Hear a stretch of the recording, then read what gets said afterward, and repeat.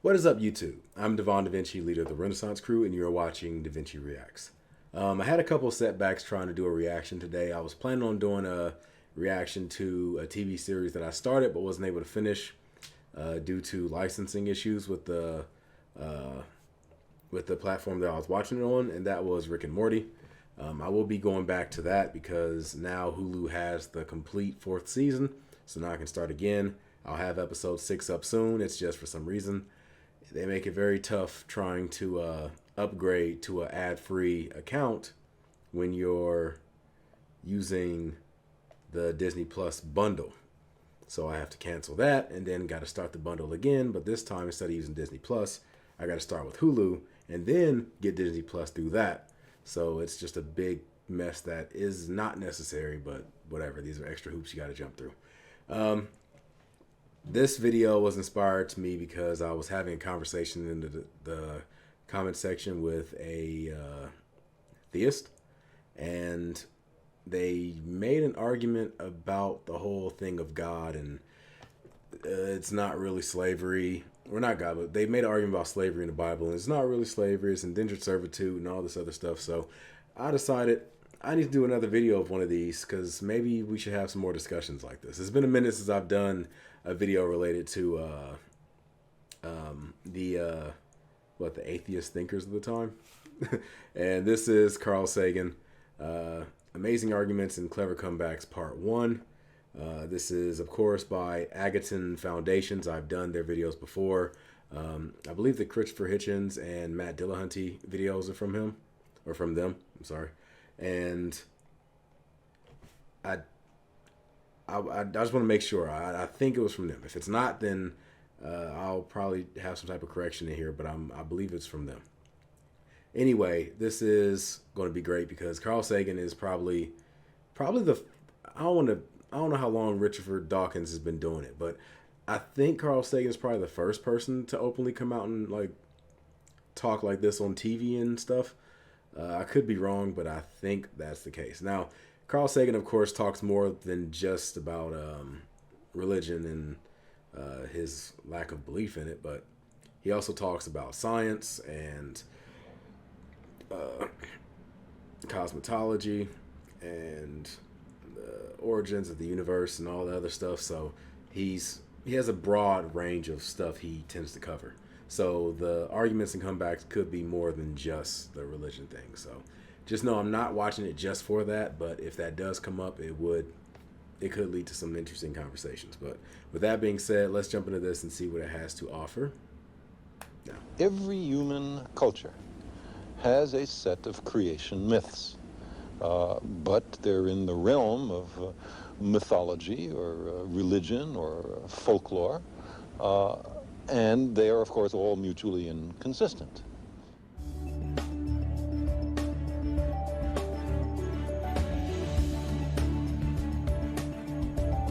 of course, all the arguments are, in fact, inconsistent. They make no sense. Great thing that is happening in our time, especially the Christian version of the origin of the earth. I don't know how, like, if you stop and think about it, it doesn't make any sense. Like, so God creates man and woman.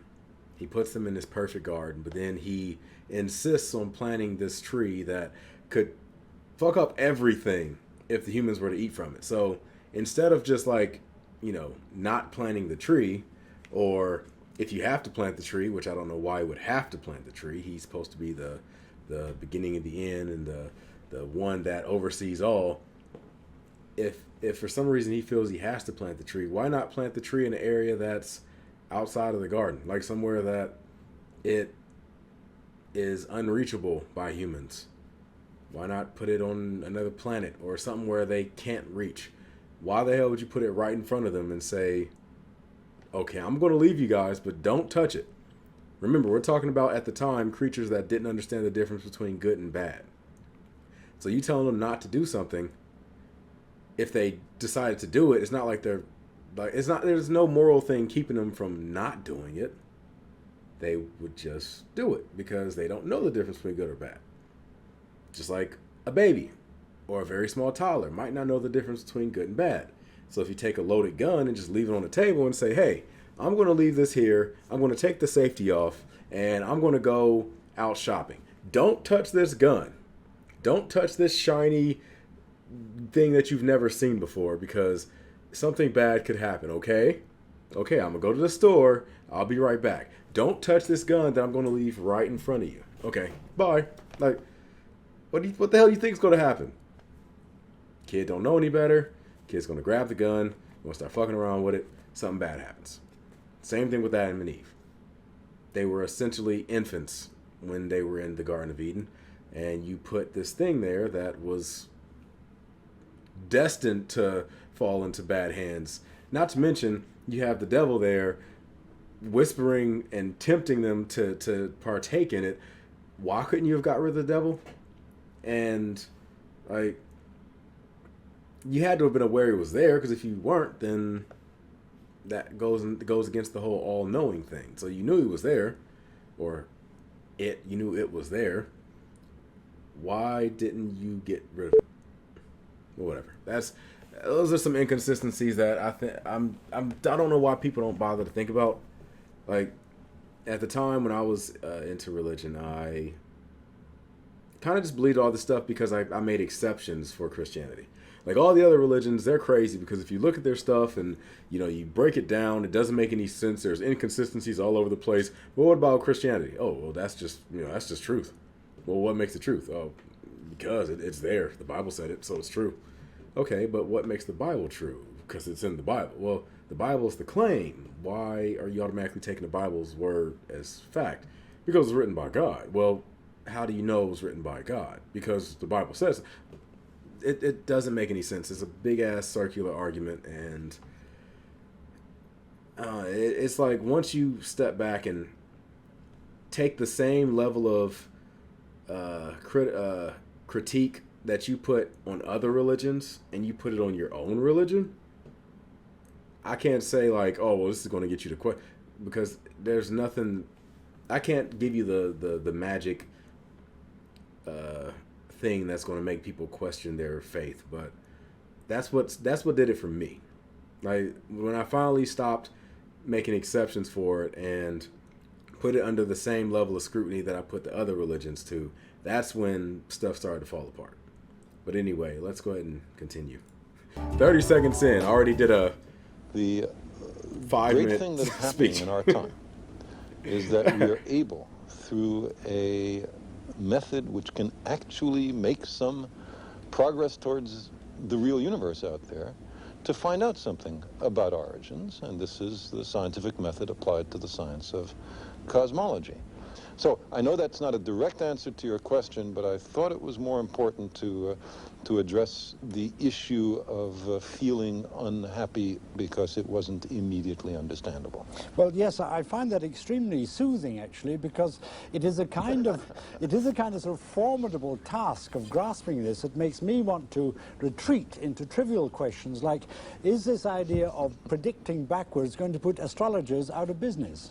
Nothing will put astrologers out of business. Well, Alas, viewers of this program do to make a difference in correcting these problems? They can make sure that candidates who don't understand and aren't deeply committed to ending and reversing the nuclear arms race, to stopping greenhouse warming, and to stopping the depletion of the ozonosphere, that those guys men and women are not elected. It's not enough to have a candidate say, I'm an environmentalist. In what way are you an environmentalist, Mr. or Ms. candidate? Take a look at the most recent election. There we had a candidate who said that he was an environmentalist. He, in contrast to the previous 8 years, where we had an uncompromising anti-environmentalist in the White House, okay, now there's a president, Mr. Bush, who at least acknowledges that there's a problem. We didn't even know that from listening to Mr. Reagan. But if you look at Mr. Bush's budget, we see not a hint of any real commitment to the environment. So I say, in a democracy, that's the most important thing a person can do. There are a lot of other things a person can do. You can plant trees. Every individual can plant trees. That's something that's very constructive. You can boycott industries which are irresponsible on global warming and on chlorofluorocarbons. There are many things people can do, but they have to understand the issue before they can do those things. Well, we just... Okay, so yeah, that's something I want to talk about. Mainly the talk about the politicians, because very recently we had, matter of fact, as I'm recording this, I'm watching the coverage right now. We're having a vote in one of our states for a very critical Senate, or a set of very critical Senate seats in the United States. And I'm not going to talk about the specific race right now, but just politicians in general and voting. Now, a lot of people, when it comes to picking a politician and things like that, and the reason why a lot of people get unenthused with the idea of voting and stuff is because they don't know how to do research on candidates. They'll listen to a candidate on the campaign trail. A candidate's going to tell you everything that you want to hear, over, up, and down the damn like talking points, everything. They're going to tell you exactly what you want to hear, but people don't bother to check and see if that candidate's history matches what they're saying on the campaign trail. So that's the reason why, like, you have situations where a community of people will go out and vote for this person overwhelmingly because they feel like this is the guy, this is the person that's going to change everything, or this is the person that's going to fix all the problems, this, that, and the other, because they're telling me they're going to do this, that, and the other. And then they get into office or they get to Washington and nothing changes. Nothing dramatically changes in the person's life. And then after a while, they just go, you know what? I'm going to stop voting because my vote doesn't mean anything. It doesn't change anything. Well, if you keep doing it that way, then it doesn't mean anything. There are a couple ways you can actually make a difference in with your vote and actually have it lead to some actual change. One, study candidates before they start campaigning. So when a candidate is running for something and you find out the name of this candidate, go and look up this candidate's history. Well, if they've already been in Washington, look up their voting history. If if they haven't been in Washington, and this is the first time you've ever seen them, then look at their donor list. Who is donating money to this person? If you're seeing this person get a lot of money from big oil and pharmaceutical companies and things like that, if they're going around championing themselves as an environmentalist, obviously there's a misconnection here, because you're getting money from big oil. Why is big oil paying you all this damn money unless you aren't going to do anything about it? So, or unless you're going to do their bidding. When it comes to people that pretend like they're going to do something, especially in like the black community, we have a thing where we want somebody that can help us out and try to make a more even playing field and things like that. But when we actually get out there and vote, a lot of black people don't bother to go and do research, and they end up voting for people that have had a history of sitting on their ass and not doing anything. Like people with entire histories in the past of not only not doing anything, but have done things to go against black interests. Now, that doesn't mean to automatically jump to the other side either. That's another thing people like to do. Like, oh, well, if the Democrats, for example, aren't doing anything for you, then you need to just join the Republicans. No, that's not how this works. What you have to do is find a candidate that's going to do it for you. Just because one isn't doing it doesn't mean the other one automatically is. That goes for whether you're a Democrat or Republican. If you're looking for a specific thing and there's two significant people in the race and one person says that, or one person you believe isn't going to do anything, that doesn't automatically mean the other person is going to do something. What you need to do is do research and find the candidate that matches that. And if that doesn't exist, then that goes into my second way you can make a difference with your vote. Find a person that you want to run as a candidate that matches your interests. You don't have to always go for the incumbent or the person that is the run-of-the-mill politician that runs every single year and is constantly up for re-election or constantly trying to get elected every single year. You can find someone new, somebody that is different. There's a lot of people that tend to run for these things. Chances are you're voting for the person based on name recognition. That's why nothing's changing, because you keep trying to get the same person in over and over again. Look for somebody that actually matches your interests. Look for a political party that matches your interest. You don't have to always go for the exact same political party every single time. Like, you don't have to always go up and down the ballot Democrat or Republican. There are many other parties that exist. And before you say, well, third parties don't really do anything, you're wasting your vote by voting for it. Well, yeah, you're wasting your vote if everybody has that mindset. But if everybody were to think, this person matches my interest, let me vote for this person, then third parties would become a lot more significant. The reason third parties don't mean anything is because everybody thinks third parties don't mean anything. If you get out there and vote for them, then they would start to have more they would start to have more of a market share when it comes to voters. So yeah, you just got to get out there and vote for your best interest. Stop voting for party loyalty. Stop voting for name recognition. Stop voting for all that crap. Go and vote for your own interests.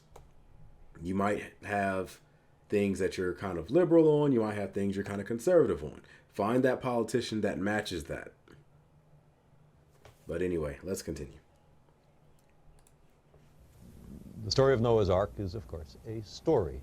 The books of the various There's something else I'm going to great talk about religions, too, but Buddhist, Hindu, Islamic, Jewish, Christian, and many others, are filled with stories. That doesn't mean we are to interpret them literally. And there are all sorts of problems with the Noah's Ark story, one of which is kangaroos. How did the kangaroos get to Australia if you literally believe the story of Noah's Ark? So I'm sure you meant that in a light tone, and my response is likewise. I'm going to pause this after all the time he How talks to keep too. kids in Just let school? you know. Well, kids, I believe, are fundamentally very smart. And if they see school being taught by people who themselves are not interested in it, people who cannot do very well at teaching, if what they're being taught has no practical application, then why should they do it? So, for example, there's an awful lot of kids graduating high school who go into entry-level jobs in the service economy, waiting on tables, slinging hash, and so on. Now, do they get more money if they were good in second-year algebra? The answer is no. And they understand that. If there were more jobs that required this kind of education, there would be more kids who would go into that kind of education. That's true. With some enthusiasm. If there were a connection between how well you did in school and how fast your salary increased later, as there is in many countries, kids would be much more interested. That's true too. Just a quick thing on the last thing I was talking about. I'm going to say this and I'm going to jump to the other point. A lot of people feel like their vote doesn't mean anything and will actually go about not voting because they feel like their vote doesn't matter. Or they think that there's this overarching secret society of people that's going to keep, like, that makes your vote mean nothing. Like, you go out and vote and then they just go and just toss your stuff out and it doesn't mean anything. If your vote didn't mean anything, then why is it that politicians fight so damn hard to keep you from voting?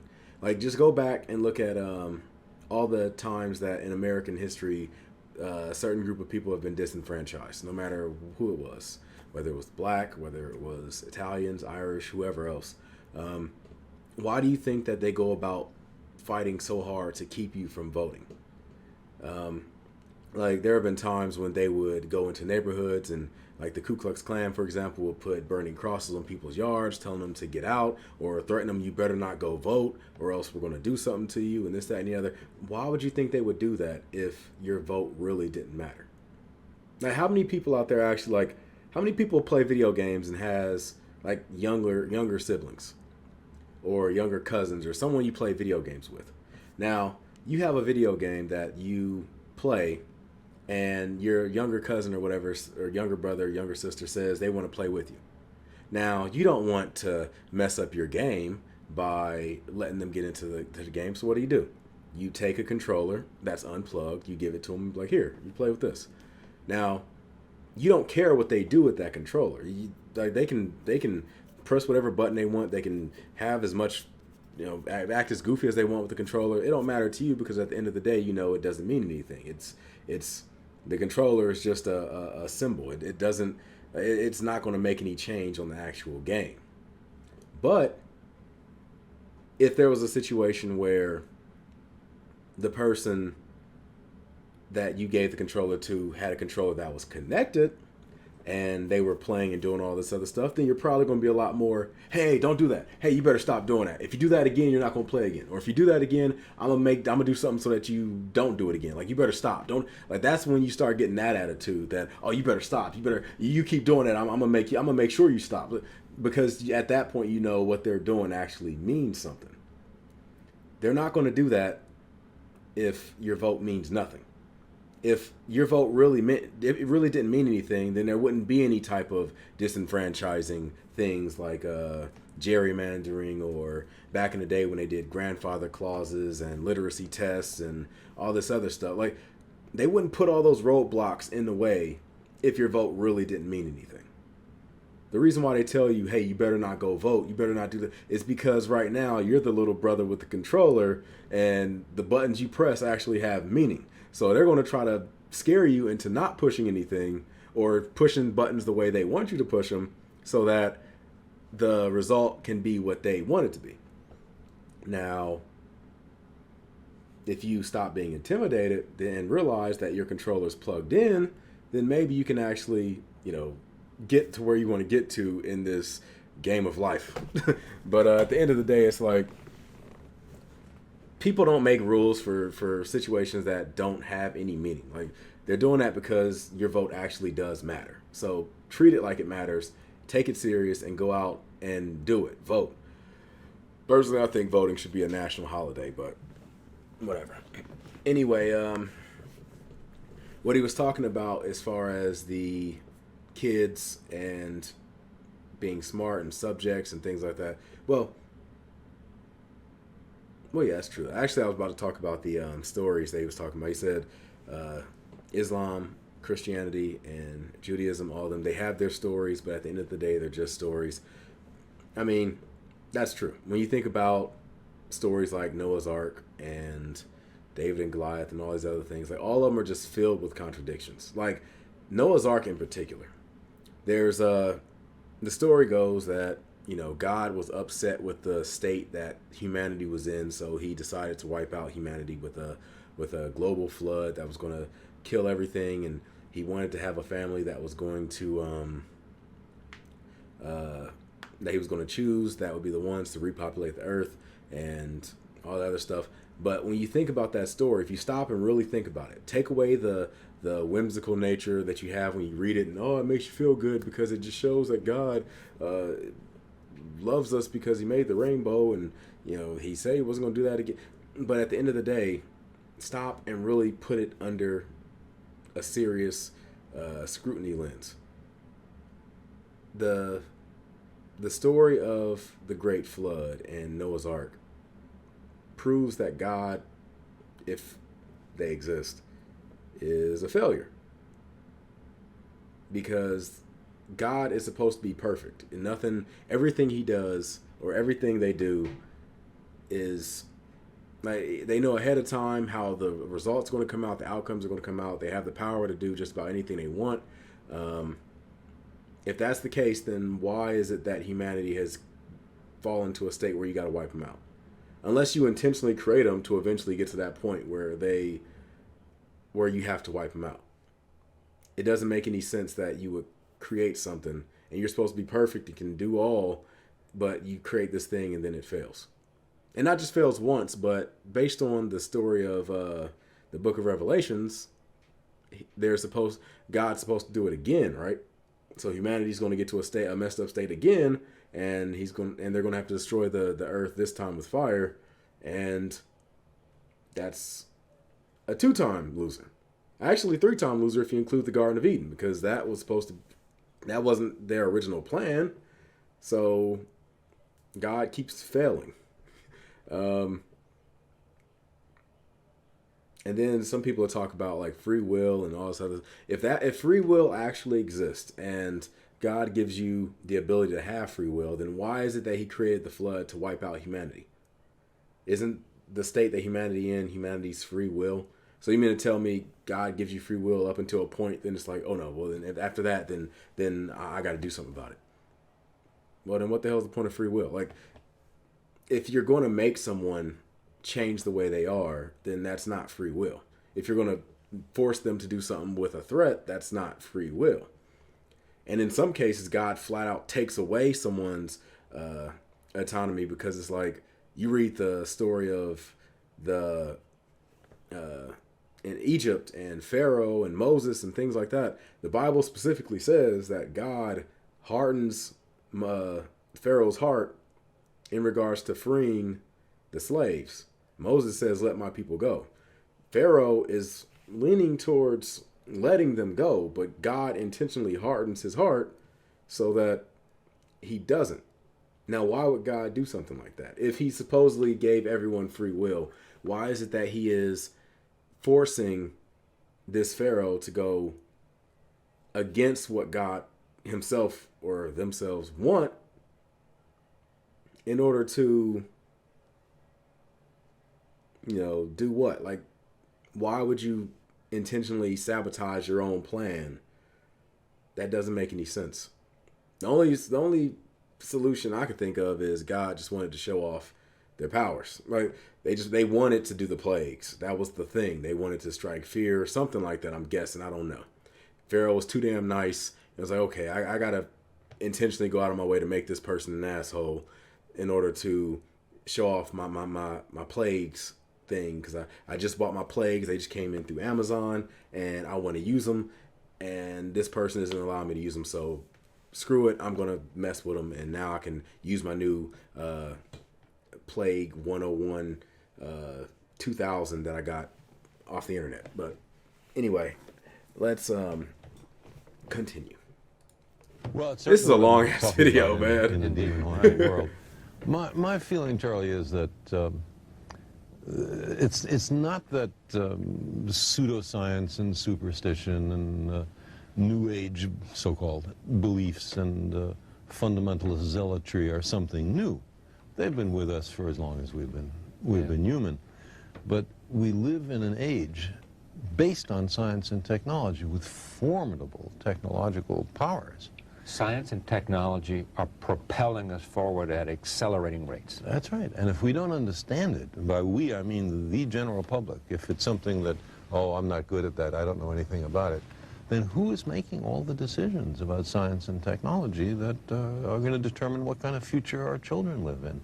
Just some members of Congress? But there's no more than a handful of members of Congress with any background in science at all.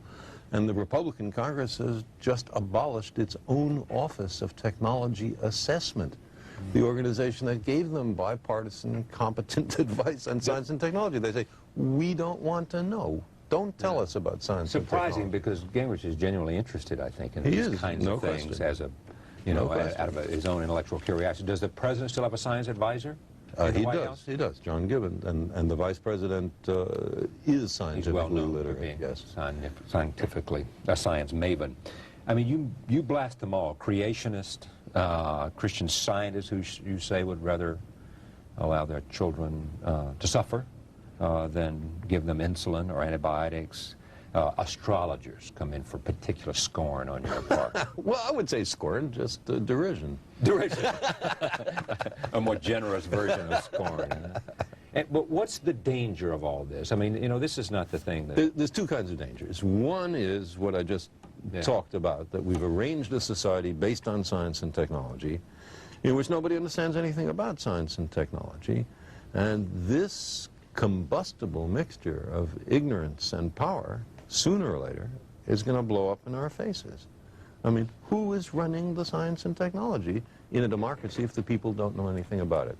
And the second reason that I'm worried about this is that science is more than a body of knowledge. It's a way of thinking, a way of skeptically interrogating the universe with a fine understanding of human fallibility.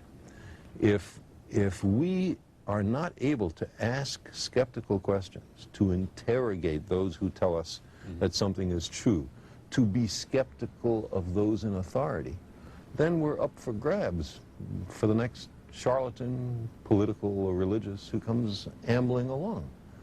It's a thing that Jefferson laid great stress on. It wasn't enough, he said, to enshrine some rights in a constitution or a Bill of Rights, the people had to be educated, and they had to practice their skepticism and their education. Otherwise, we don't run the government. The government runs us. I'm not going to pause it a lot after this because I've pretty much said what I needed to say. And I know a lot of people are probably like, this is supposed to be a reaction. You're doing more talking than Carl is.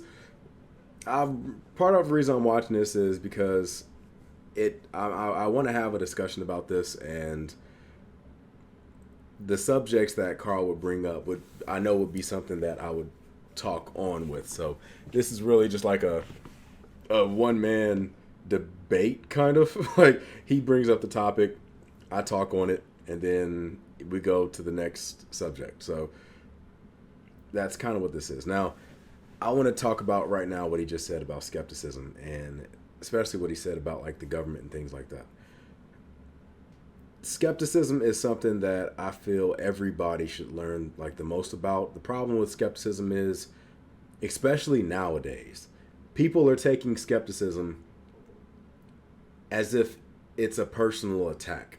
Like on Twitter and stuff, if somebody challenges someone in some way, like somebody posts an idea or a belief or whatever else, if somebody challenges that person immediately takes it personally and will either insult or block or whatever else, and they try to create these bubbles where they're safe from any type of skepticism. They don't want to hear anything related to reality. They don't want to hear anything related to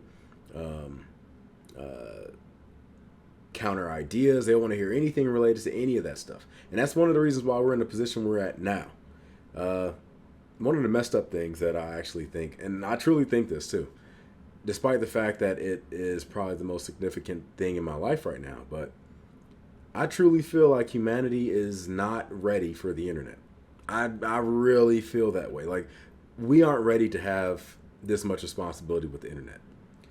Like, the ability to be able to connect with everybody on Earth, all it's really done so far is allow specific groups of people to get together and then just like bounce a belief that they already all believe in off each other, just so they can inflate their own egos, like so they can sit there and agree with each other and talk about how right they are. And as soon as somebody in that group challenges it and go, wait a minute, now that you mentioned that, I don't actually agree with that, that person gets kicked out of the group, and they, the circle gets smaller, and they just start bouncing the idea off each other again until somebody else comes in and they want to bounce the idea too. And anytime somebody comes and challenges it, they get kicked out too, and it just keeps on going in that circle. People are afraid of skepticism. People are afraid to ask questions. People are afraid to challenge traditions and norms and doctrines and things like that. That's one of the reasons why all the way up until 2020, religion is still a thing. Because a lot of it is just the fear of challenging the idea of religion. That's it. Like, I can tell you for sure, when I was a Christian, one of the things that kept my faith strong was the idea of, oh, you can't say anything like that. Like, you don't want God hearing you say anything like that. Don't question God. Don't test God. Don't do anything like that, because something bad will happen to you. Which, by the way, is a threat. If anybody's going to tell you don't do anything because if you do, I'm going to hurt you, that's a damn threat. That's not someone that's intellectually superior. That's not somebody that has an argument to make. That's not anybody that can convince you using words. If they have to use fists or violence to intimidate you to believe what they believe or to believe what you believe, then they're doing it through fear. And then this person claims to this is why, and I'm sorry for saying all this, because I know some people, especially like Christians, probably think I'm picking on them and things like that. Whereas I'm not picking on you. I have no problem with people that believe in religion. I have a problem with the belief itself.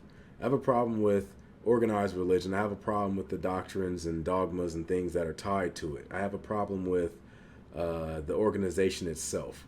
I have a problem with Christianity. I have a problem with Judaism. I have a problem with Islam. I have a problem with all these beliefs that are based solely on faith, because it leads people to not be able to have like not be able to critically think and things like that. Because once you start getting to the point where everything is faith, then you take the responsibility of you for yourself off of you and put it on someone else. That's like saying, "Oh well, I want to get this better job. I want to get this job that pays better." But instead of like putting my nose to the grinding stone and working to try to get there, or trying to find some way to open up doors so I can get to that job, I'm just going to sit back and, well, God will handle it. If it's meant to be, then it's meant to be. If I get the job, then it was in God's plan. If I don't, then it wasn't in God's plan. No, it might not have had anything to do with the plan. If you would have shown the people in charge of making that choosing for that job position that you were willing to fight for that job, then maybe they would have given it to you.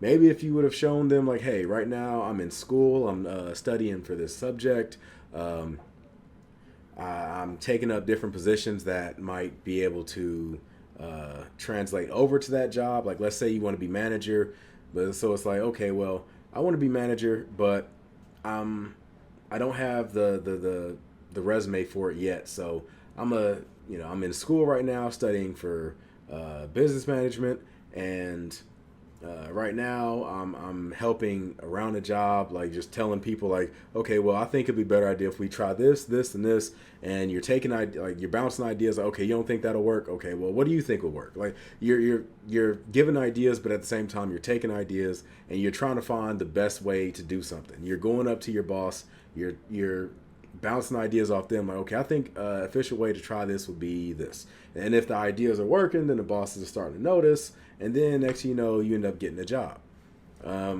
But with the whole idea of, oh, well, just put it in God's hands, you're taking all that responsibility and putting it on someone else.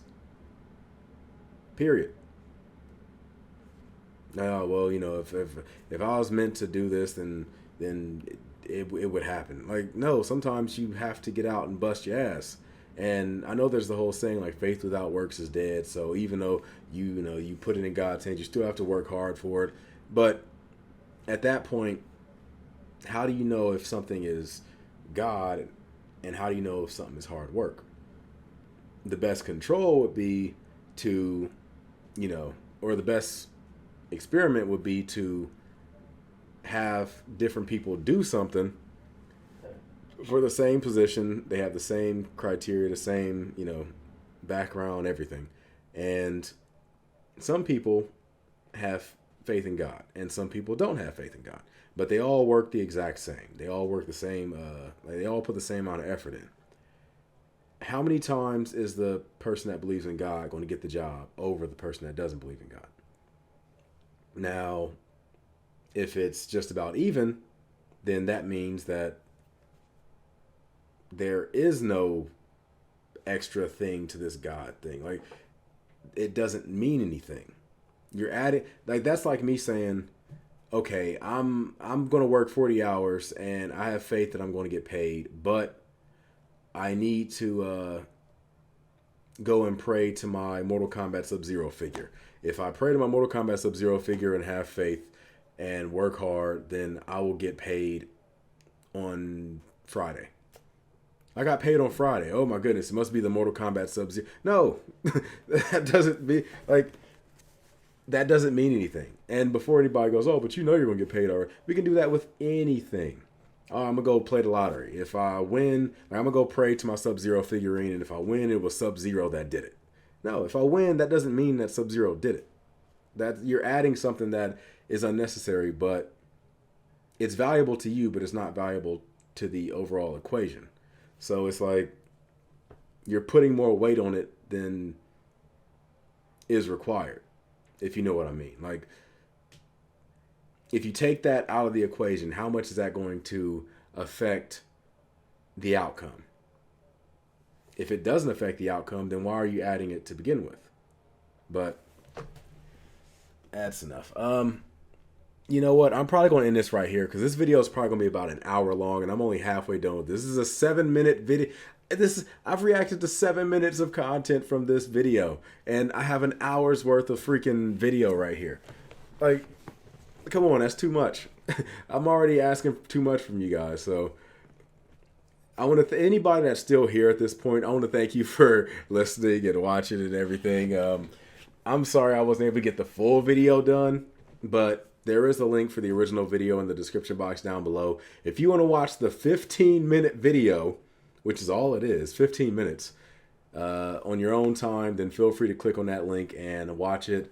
If you feel like you want to do a reaction to it yourself, if you happen to be a reactor, that is the link that you will use. And if you want to check out the original content creator, which is Agaton Foundations, I will have a link I will have an icon that will pop up in this video right around here. You click on it, it'll take you to that channel. You can like, subscribe, all the other good stuff. Again, I'm not trying to pick on any type of religions or anything like that. I have no problem with the people that follow those religions. Some of the best people in the entire world are people that follow these religions. I have family that the funny thing is I have one side of the family that is extremely religious, and I have another side that claims to be religious but is mostly secular. The religious side is the nicest group of people in the entire universe. Like they are like Brady Bunch nice. But they are very faithful, and it doesn't change who they are as people. Like, I don't have, like, if I had a choice between hanging out with them and hanging out with the people that are mostly secular, I would choose to hang out with them every day, up and down, like up and down. I would have no problems hanging out with them.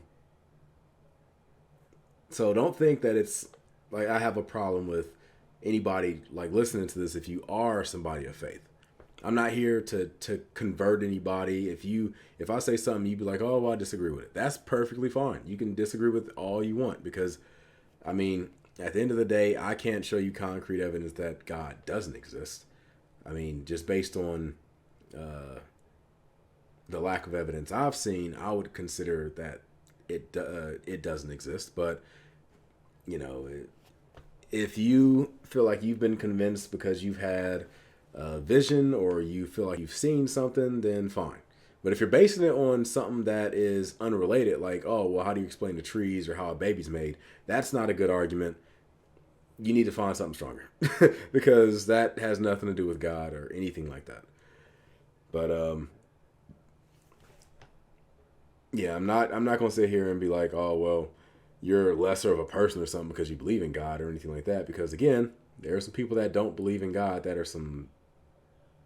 just some horrible ass people. There are people that believe in God that are some beautiful people. But, you know, I just gave you my beliefs. One of the reasons I started this channel was so that I could express myself in a way that I don't really get a chance to express myself around other people. Because I'm not going to go up to random people and start having conversations like this. I'm not. I'm not the type of person that's like looking to just like shit on somebody's day because I want to talk about something that I'm sure they're probably uncomfortable with talking about.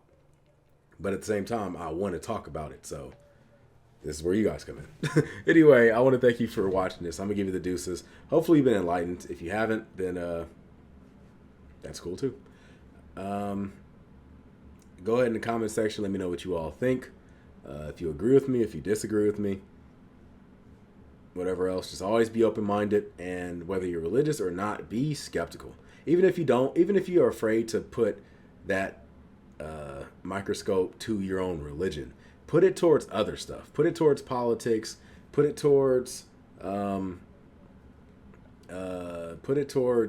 people. Put it towards social beliefs. Put it towards everything. Like, stop and ask questions like, well, okay, well, let me stop and get it from your perspective. Why do you believe this? Okay, what convinced you of this? Okay, so why do you think this is right? Why do you think this is wrong? Okay, that makes sense. Okay, well, maybe you might convince me. Who knows? Like, have an open mind and ask questions, challenge stuff. If somebody says something, don't just automatically believe it, especially if you see it on the internet. Don't just believe it because it's on the internet. Actually sit back and ask questions like, okay, well, where do you get this? Okay, do you have a source for this? Can I check out the source? okay, is there some type, okay, well, I looked up the source. What is the source credibility? Can I look up other stories that this source has made in the past that has been proven to be right or wrong? And, you know, which side did they fall on? Like, you know, just verify some stuff, and then verify the thing that's verifying it. Like, sometimes in order to find the truth, it's a little bit of extra work, but at the end of the day, you end up finding out that you're right. So don't just believe something just because it's convenient or it's the easier option. Actually sit back and challenge stuff, and then try to keep an open mind and keep learning. But anyway, that's it. I'm gonna give you the deuces, and I'm signing out. So I look forward to seeing you guys in a future video. Hopefully that Rick and Morty video will come out sometime in the future. Tomorrow, maybe hell, the day before today. I mean, I don't know when I'm going to release it. I'm just recording these things whenever I can. But yeah, it'll be out sometime within the next 7 days. So there you go. I'm gonna give you the deuces, and I'm signing out. Peace.